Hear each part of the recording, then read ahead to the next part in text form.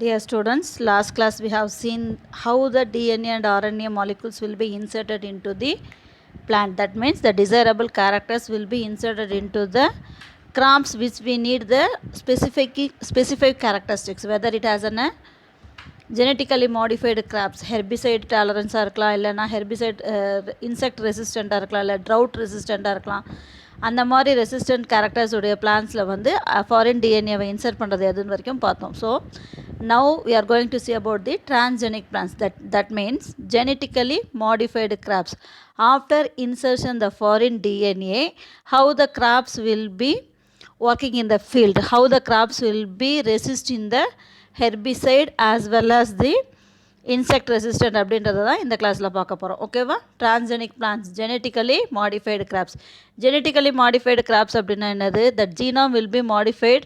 That means the foreign DNA will be inserted in the particular host plant. So the particular host plant will carry the characteristics of foreign DNA, whether it may be a herbicide tolerant or herbicide resistant or insect resistant or viral resistant or drought resistant, everything, whatever it may be, that genes will be occupied in the genome. That is called genetically modified crops. It is otherwise called transgenic plants. Transgenic plants அப்படின்னா என்ன? It contain a novel DNA introduced into its genome. Okay, so இப்போ herbicide tolerance அப்படின்றது எது first உங்களுக்கு கொடுத்துருக்கிறது glyphosate அப்படின்னு கொடுத்துருக்காங்க. Herbicide tolerance glyphosate அப்படின்றது என்ன அப்படின்னா, கிளைபோசைட் அப்படின்றது வந்து இட் இஸ் எ வீட் plant. It has an herbicide அப்படின்னா என்னது? What is that? களைக்கொல்லி அப்படின்னு சொல்லுவாங்களா. வீட் பிளான்ட் இருக்குல்ல, வீட் அப்படின்னா unwanted plant which is growing in a field, that is called வீட், இல்லையா? So weeds are constant problem in crop field. It may be compete with the crops for sunlight, water, nutrition. அதாவது unwanted plans வந்து ஃபீல்டில் வளரும் பொழுது என்ன ஆகும், அந்த தாவரங்களுக்கு தேவையான சூரிய ஒளி, நியூட்ரிஷன்ஸ் எல்லாத்தையுமே அப்சர்வ் பண்ணிக்கும். அதோடு இல்லாமல் என்ன பண்ணும், it may be carrier for insect and diseases. So அந்த வீட்டில் வந்து ஏதாவது இன்செக்டோ அல்லது டிசீசஸோ இருந்தது அப்படின்னா அந்த வந்து என்னது அந்த pathogen will be affect the crop plant. So we have to control that one. So அதுக்கு என்ன பண்ணுவோம், we are using the herbicide, chemical herbicide. Chemical herbicide use பண்ணும்பொழுது என்ன ஆகும், நம்மளுக்கு விளைச்சல் அதிகளவு கிடைக்காது. அதே மாதிரி it spoil the fertility of the soil, then side effects may be more. So அதுதான் இந்த ஜெனட்டிக்கல் என்ஜினியரிங்கில் என்ன பண்ணியிருக்காங்க அப்படின்னா, ஒரு பர்டிகுலர் கிராப்ஸ் இருக்குது அப்படின்னா அந்த கிராப்பில் இருக்கக்கூடிய ஜீனோம்லேயே அதை தாக்கக்கூடிய களைக்கொல்லியை வந்து எதிர்க்கும் திறனுடைய ஜீன்களை வந்து இணைக்கிறது. அதுதான் வந்து ஹெர்பிசைட் ரெசிஸ்டன்ட் டாலரண்ட் பிளான்ஸ் அப்படின்னு. ஓகேவா? ஸோ இதில் வந்து உங்களுக்கு கொடுத்துருக்கிறது கிளைபோசைட் அப்படின்னு. சரி, glyphosate herbicide produced by Monsanto USA company under the trade name Roundup kills plant by blocking the 5-enopyruvate silkimate 3-phosphate synthase enzyme, an enzyme involved in the biosynthesis of aromatic amino acids, vitamins and many secondary plant metabolites. So இது வந்து என்ன அப்படின்னா, glyphosate வீடிசைட் அப்படின்றது herbicide என்ன அப்படின்றது Monsanto அப்படின்ற ஒரு foreign ஆர்கனைசேஷன்லேருந்து தயாரிக்கப்பட்டது. அதோட ட்ரேட் நேம் என்ன அப்படின்னா ரவுண்ட் அப் அப்படின்றது தான் அதோட ட்ரேட் நேம். இது என்ன பண்ணும் அப்படின்னா, பிளான்ஸில் வந்து 5-enopyruvate silkimate 3-phosphate synthase enzyme அப்படின்ற ஒரு நொதியை வந்து என்சைம்ஸை வந்து இன்ஹிபிட் பண்ணும் பொழுது அது என்ன பண்ணும், பிளான்ஸை வந்து கொல்லக்கூடியதாக இருக்கும். அதாவது அந்த பிளான்ஸுக்கு என்ன கெப்பாசிட்டி அப்படின்னா, it can be producing the biosynthesis. அதாவது after photosynthesis some aromatic amino acids, vitamins and many secondary plant metabolites will be produced by the plant with the help of the enzyme 5-enopyruvate silkimate 3-phosphate synthetase enzyme. So இந்த herbicide என்ன பண்ணும் அப்படின்னா, அந்த என்சைமை வந்து black பண்ணுறதன் மூலமாக அந்த secondary product வந்து பிளான்ட்டில் உருவாகாமல் தடுக்கும். ஓகேவா? ஸோ அதை வந்து என்ன பண்ணணும், நம்ம we have to rectify that enzyme. Okay, so there are several ways by which crops can be modified to be glyphosate tolerant. அதாவது இந்த கிளைபோசேட்டை வந்து டாலரேட் பண்ணுறதுக்காக பல விதங்களில் வந்து என்ன பண்ணுவாங்க, பிளான்ஸை வந்து மாடிஃபை பண்ணுவாங்க. அதாவது அதில் இருக்கக்கூடிய ஃபாரின் டிஎன்ஏவை இன்சர்ட் பண்ணி அந்த நொதிகளை தடை செய்யாமல் என்ன பண்ணுவாங்க, அந்த களைக்கொல்லியை மட்டும் அழிக்கிறதுக்கான முயற்சி செய்வாங்க. அதில் ஒரு மெத்தட் தான் வந்து protocol for glyphosate tolerate potato plant. Protocol method அப்படின்றது சிஹியா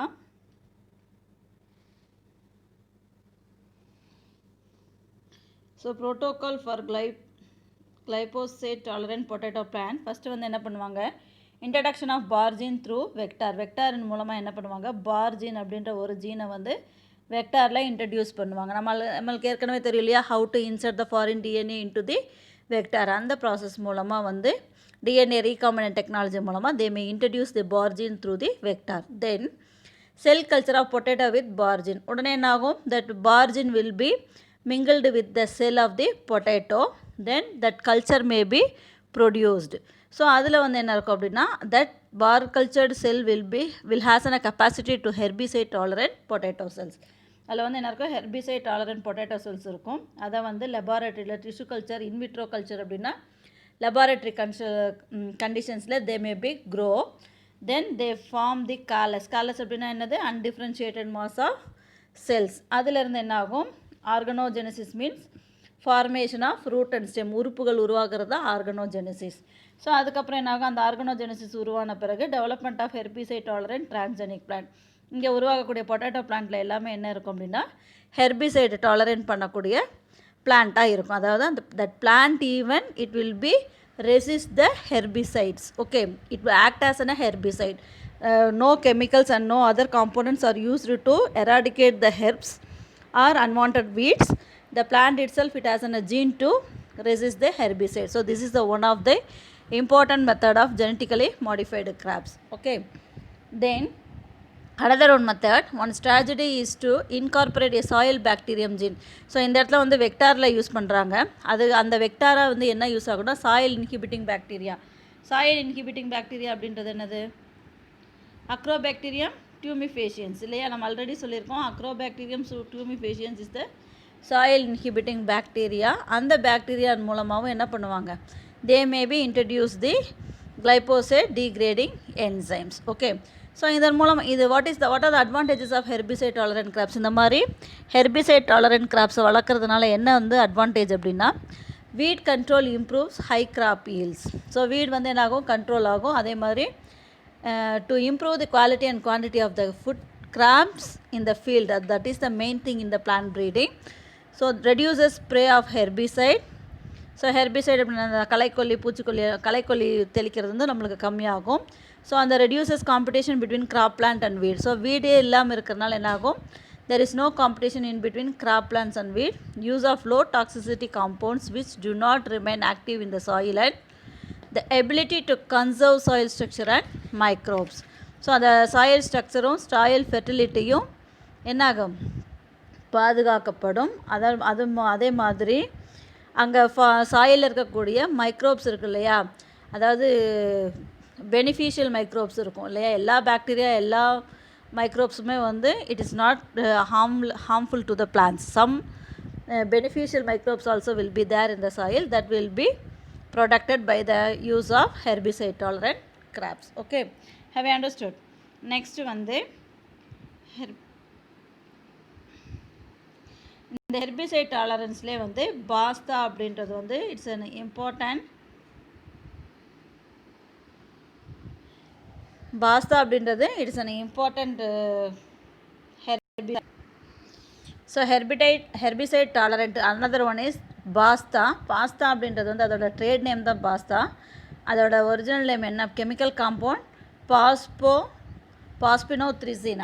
அதோட கெமிக்கல் காம்போனண்ட் என்னது, phosphinothricin, containing a non-selective herbicide containing the chemical compound phosphinothricin. Basta herbicide tolerant gene PPTL phosphinothricin was isolated from Medicago sativa plant. இந்த Basta அப்படின்ற அந்த chemical component எதுலேருந்து வந்து isolate பண்ணுறாங்க அப்படின்னா Medicago sativa plant. It inhibits the enzyme glutamine synthase which is involved in ammonia assimilations.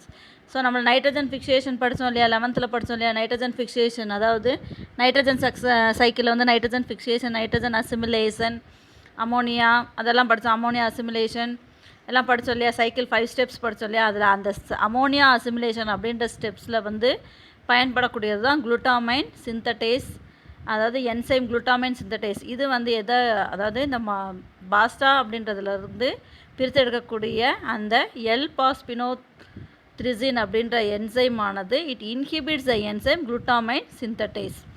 So the PPT gene was introduced into tobacco and transgenic tobacco produced was resistant to PPT. இது வந்து mostly இந்த pasta அப்படின்றது புகையிலை மற்றும் அந்த tobacco, potato, sugar beat இருக்கு இல்லையா, beetroot இருக்கு இல்லையா, அந்த மாதிரி கிராப்ஸில் வந்து இன்ட்ரடியூஸ் பண்ணுவாங்க. ஸோ அதை தாக்கக்கூடிய அந்த ஹெர்ப்ஸ், அதாவது அந்த களை செடிகள் இருக்கு இல்லையா, அதை எதிர்க்கக்கூடிய தன்மை இந்த பாஸ்தா அப்படின்ற பிளான்ட்டுக்கு இருக்கும். Most probably it is introduced into the tobacco plant. Transgenic tobacco produced was resistant to PPT. Similar enzyme was also isolated from, இதே enzyme வந்து எதுலேருந்து ஐசோலேட் பண்ணுறாங்க அப்படின்னா Streptomyces hygroscopicus. Streptomyces hygroscopicus அப்படின்றது it is our fungus. So அதோட gene வந்து encodes for PAT, phosphinothricin acetyl transferase அப்படின்ற ஒரு என்சைமால் என்கோட் பண்ணியிருப்பாங்கன்னா அந்த என்சைம் வந்து it will be covered by that and was introduced into crop plant like potato and sugar beet, and transgenic crops have been developed. So இந்த ஜீன்ஸை வந்து என்ன பண்ணுவாங்க அப்படின்னா பொட்டேட்டோ அல்லது டொபாக்கோ அல்லது சுகர் பீட்டில் வந்து ஃபாரின் ஜீனாக இன்ட்ரடியூஸ் பண்ணி அதோட ஜீனோமை மாற்றி அமைப்பாங்க. ஸோ அப்போ அதுக்கு என்ன கெப்பாசிட்டி இருக்குன்னா, transgenic potato or transgenic sugar beet or tobacco plants have a capacity to tolerate the herbs or herbicides. Okay, so அதுதான். ஸோ இந்த மாதிரி எந்த ஒரு எல்லா ஹெர்போ அல்லது எல்லா இன்செக்ட்ஸுமோ வந்து எல்லா தாவரங்களையுமே தாக்காது. அதே மாதிரி எல்லா என்சைம்ஸும் வந்து எல்லா பிளான்ட்ஸையுமே ப்ரொடக்ட் பண்ணாது. ஸோ இப்போ பாஸ்தா அப்படின்றது டொபாக்காவுக்கு இருக்கும். அதே மாதிரி அக்ரோ பாக்டீரியம் டியூமிஃபிகேஷன்ஸ் இருக்கு இல்லையா, அது வந்து மோஸ்ட் ப்ராபபிளி வந்து பொட்டேட்டோ, டொபாக்கோ, அதை டொமேட்டோவில் வந்து க்ரௌன் கால் டிசீஸை உண்டு பண்ணும். இந்த மாதிரி ஒவ்வொரு ஃபங்கஸோ அல்லது ஒவ்வொரு micro organism it giving the disease tolerance to the plants. அந்த மாதிரி எந்த தாவரத்திற்கு எது வந்து ரெசிஸ்டண்ட்டாக இருக்கோ அந்த ஜீன்களை பிரித்தெடுத்து அந்த தாவரத்தினுடைய ஜீனோம்லேயே வந்து உட்செலுத்தும் பொழுது என்னாகும், the plant itself protect itself from the herbicides or insecticides. ஓகேவா, இன்செக்டிசைட் அதுக்காக தனியாக வந்து ஒரு களைக்கொல்லியோ அல்லது பூச்சிக்கொல்லியோ உரங்களையோ பயன்படுத்தாமல் பிளான்ஸே அதை ப்ரொடக்ட் பண்ணிக்கிற மாதிரி அதோட ஜீனோமை மாற்றி அமைப்பாங்க. So that is called transgenic plants. Okay, next வந்து இன்செக்ட் ரெசிஸ்டன்ட். இது வந்து ஹெர்பிசைட் ரெசிஸ்டன்ட் பார்த்தோம். Insect resistant BT graphs.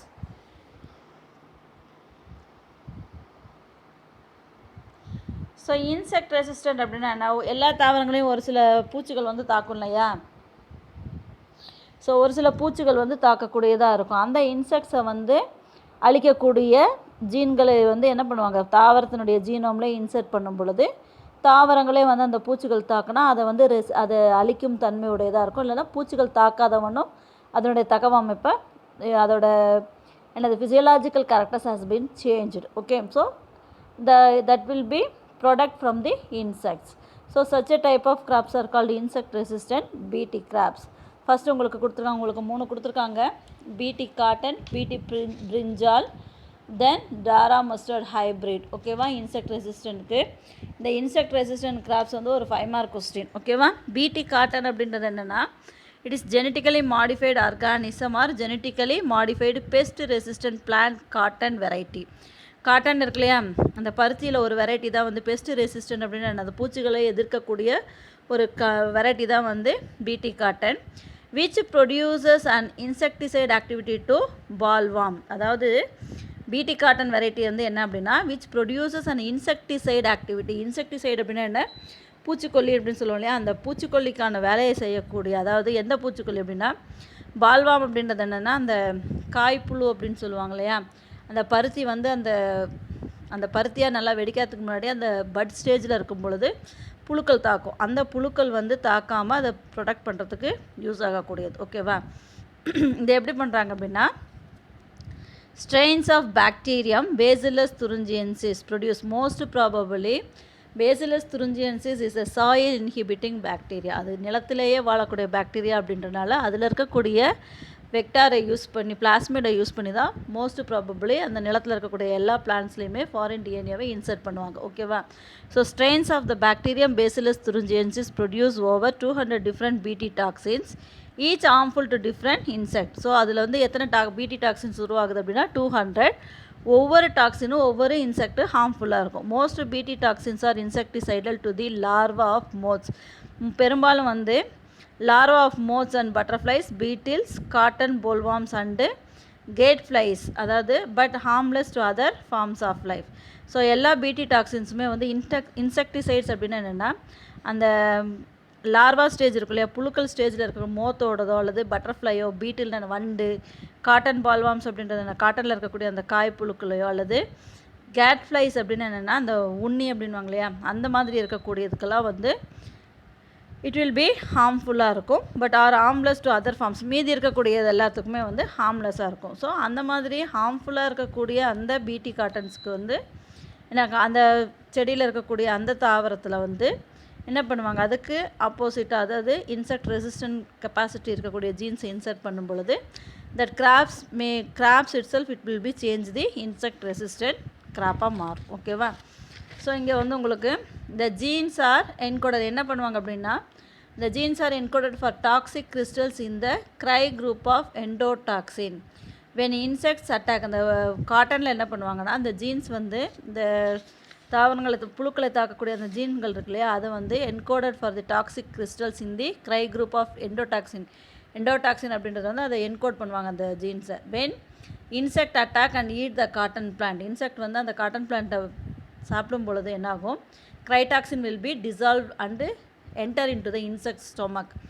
அங்கே போய் என்னாகும் அப்படின்னா அந்த ஸ்மால் இன்டெஸ்டைனில் இருக்கக்கூடிய சர்டைன் விட்டல் நியூட்ரிஷன்ஸை வந்து பிளாக் பண்ணும். ஸோ அந்த sufficient regulation of potassium ions, அதுக்கு தேவையான பொட்டாசியம் அயான்ஸ் வந்து அங்கே லேக் ஆகும் பொழுது என்னாகும், அந்த ஸ்மால் இன்டெஸ்டைனோட எபித்தீலியல் செல்ஸ் வந்து டெத் ஆகும். அந்த மாதிரி எபித்தீலியல் செல் டெத் ஆகி இன்டெஸ்டைன் மெம்பரைன் வந்து வீக் ஆகும் பொழுது the insects leads to the death of the larva. Okay, அதை இன்செக்டாக இருந்தாலோ அல்லது லார்வா இருந்தாலோ இட் லீட்ஸ் டு டெத். ஓகேவா?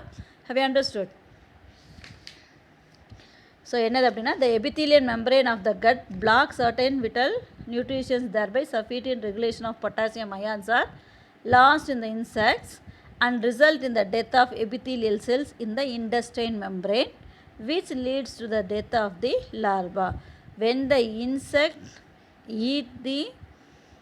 attack and eat the cotton plant, the crytoxins are dissolved in the insect's stomach. அந்த ஸ்டொமக்கில் இருக்கக்கூடிய ஸ்மால் இன்டெஸ்டைனோட ஸ்மால் இன்டெஸ்டைனில் எபித்தீலியல் செல்களுக்கு தேவையான potassium ions வந்து பிளாக் ஆகும். அந்த மாதிரி பொட்டாசியம் அயான்ஸ் பிளாக் ஆகும் பொழுது எபித்தீலியல் செல்ஸ் வந்து டேமேஜ் ஆகி டெத் ஆகும். ஸோ அந்த இன்டெஸ்டைனோட மெம்பரைன் டேமேஜ் ஆகி டெத் ஆகும் பொழுது அது என்ன ஆகும், அந்த larva even it will be die. So in this method that insect will not be affect the cotton plant. So இதுதான் வந்து என்னது இன்செக்ட் ரெசிஸ்டன்ஸ் இன் தி பிடி கிராப்ஸ். ஓகே.